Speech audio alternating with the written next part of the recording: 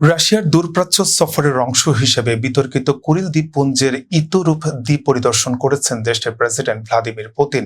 বৃহস্পতিবার দ্বীপটিতে গিয়ে একটি মাছ প্রক্রিয়াজাতকরণ কমপ্লেক্স, স্থানীয় হাসপাতাল ও একটি স্কুল পরিদর্শন করেন তিনি।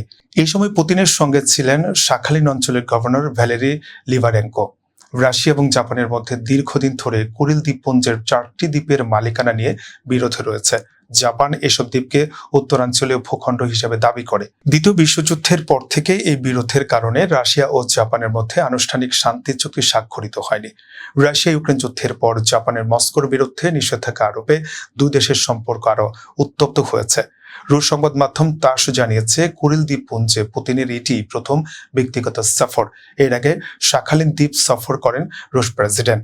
একই সময়ে সেখানে রাশিয়ার প্রশান্ত মহাসাগরীয় নৌবহরের সামরিক মহড়াও চলছিল।